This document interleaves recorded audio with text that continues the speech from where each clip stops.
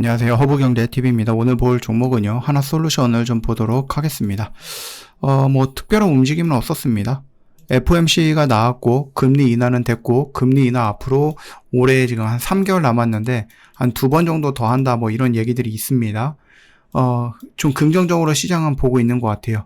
만약에 금리 인하가 경기 침체야 라고 해석을 했다 그러면 시장은 이렇게 밀려 내려갔을 건데 오늘 다시 양봉으로 나아졌고 코스피는 반도체 쪽이고 코스닥은 아마 로봇 쪽이 조금 강하게 움직이고 있고 물론 2차전지도 일정 부분 움직이긴 했죠. 자, 그러면서 일단 하나솔루션 역시도 시장 대비해서 강하게 치고 올라가지는 못했지만 그래도 괜찮다 이렇게 좀 생각을 하고 있고요.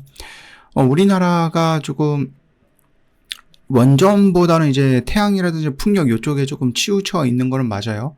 근데 오늘 보니까는 문재인 정부 때에는 신재생 에너지라고 해가지고 수소 에너지 이런 것들도 언급을 많이 했고 윤석열 정부에서는 재생에너지는 조금 뒤로 미루고 원전에 집중을 했고 그 다음에 이재명 정부에서는 수소 원전보다는 풍력과 태양 같은 것들이 있다 이렇게 보시면 돼요. 이 수소차 같은 경우는 제가 알기로는 우리나라 이제 자동차로는 넥소밖에 없죠. 물론 이제 버스라든지 청소차 이런 것들은 있기는 하지만 충전소 문제는 여전히 해결이 되고 있지는 않다라고 보시면 돼요. 그리고 그린 에너지, 그러니까 재생에너지를 만드는 수소도 중요하긴 하겠지만 일단 재생에너지를 먼저 만들어 놔야지 수소가 만들어지는 거겠죠. 그래서 순서를 놓고 본다고 했을 때 풍력과 태양이 일단은 먼저인 거고 그리고 나서 이제 수소는 보조적인 역할이라든지 그 후의 문제다 이렇게 생각을 하시면 될 것 같아요. 근데 현대차 같은 경우는 수소에도 꾸준하게 투자를 하고 있고 넥소도 지금 신형이 나왔죠. 그래서 유재석이 하고 있던데 선전도 하고 있고 홍보도 하고 있는 것 같던데 어찌되었던 간에 수소 지금 당장 돈은 안 돼도 미래 세대를 위해서 꼭 준비를 해야 되는 에너지인 것은 맞습니다. 이거는 충분히 이해가 되는 부분이고요. 다만 이제 수소를 만들기 위해서 필요로 하는 전력을 원전에서 쓴다라기보다는 풍력과 태양에서 이루어서 끌어다 써가지고 수소를 만든다라고 하면은 그게 어떻게 보면 더 진정한 재생에너지가 되지 않을까 이런 생각을 하는 거죠.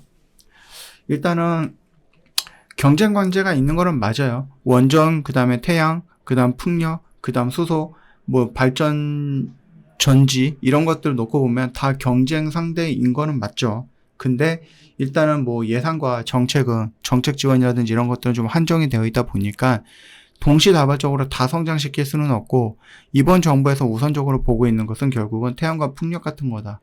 수소는 이제 상대적으로 좀 뒤로 밀리는 부분이죠.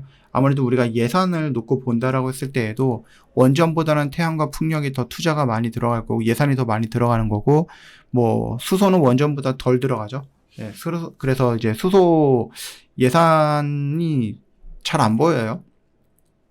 그린 수소를 만든다라는 것은요. 그린 수소는 재생에너지를 만드는 거거든요.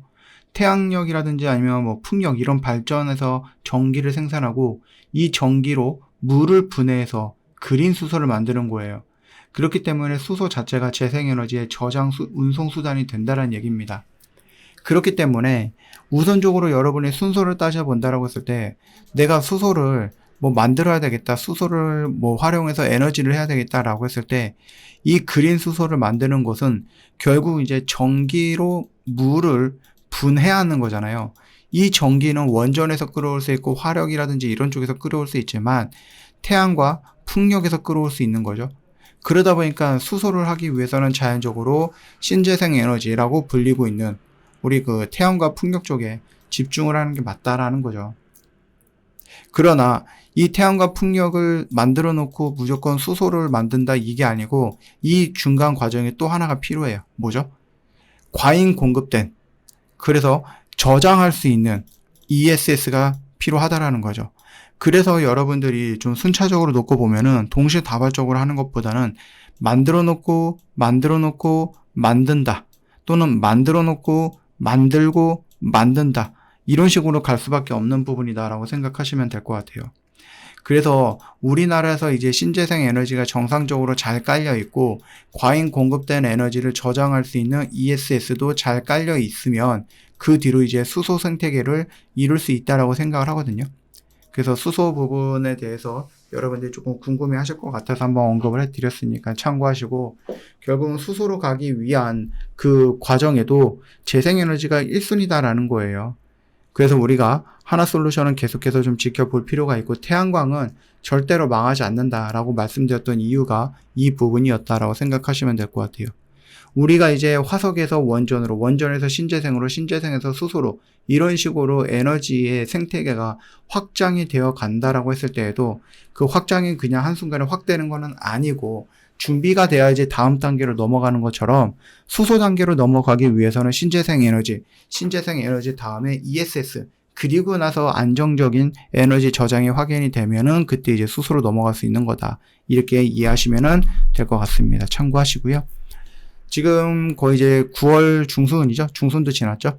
그러다 보니까 10월에서 11월이면은 3분기 실적에 대한 어떠한 얘기들이 나오기 시작할 겁니다. 거기에서 하나솔루션이 3분기는 원래 좋지 않아. 그런 것들을 이미 우리는 이때부터 알고 있었어요. 2분기 실적 발표할 때 그 관계자가 3분기 실적은 적자가 될 거예요 라고 미리 말을 했기 때문에 거기에 대한 쇼크는 이미 다 받은 거다.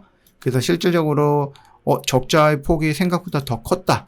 아니면은 더 적었다. 뭐 둘 중에 하나로서 또는 크기는 했지만 4분기는 3분기보다 더 좋을 거야 라는 얘기가 나오면 주가는 이렇게 움직여줄 가능성은 있다라고 보시면 됩니다. 저 허브경제TV 공식 채널 보시면 중요한 것들 깔끔하게 정리해서 여러분 보기 편하게 올려놨어요. 놓치지 마시고 꼭 챙겨 보시면 되겠고, 허브경제TV는 어떻게 매일같이 이런 것들이 나올 수 있지? 라고 궁금해 하시는데 너무나도 간단합니다. 어떻게 간단하냐? 저 허브경제TV는요, 오늘 사서 오늘 매도하는 것을 목표로 매매를 합니다. 그러니까 여러분들 계좌의 종목이 쌓이지 않고 매일같이 어떤 결과물들을 마련을 할 수 있는, 만들 수 있는 거예요. 저희가 뭐 오늘 사서 일주일 있다가 이런 거 아니고 그냥 오늘 사서 오늘 매도하는 거, 오늘 못하면 내일 매도하는 거, 이거를 목표로 저희가 진행을 하고 있다고 보시면 돼요. 그래서 저희가 그동안에 없었던 것들인데 하이파이브라고 해서 여러분들이 좀 한번 해보고 싶은데 진입장벽이 좀 있었다, 조금 부담감이 있었다 하시는 분들이 있더라고요. 그래서 그분들 부담감도 줄이고 진입장벽도 확 낮춰드리기 위해서 하이파이브라는 반을 하나 만들어서 여러분들과 같이 한번 해보려고 합니다. 월요일서부터 금요일까지 진행이 되는 5거래일 동안 무한반복으로 매매하는 방식이에요. 그러니까 여러분들 혹시라도 그동안에 허브경제TV가 좀 궁금했다 하시는 분들은 이번 기회에 저희가 진입장벽도 낮춰드렸고 부담감도 줄여드렸으니까 한번 오셔라. 다음 주 월요일날 바로 시작할 거기 때문에 여러분들 좀 미리미리 준비를 해놓고 자리 잡고 있어야 되겠죠? 빨리빨리 연락을 좀 주세요. 오늘 하루도 고생 많으셨습니다.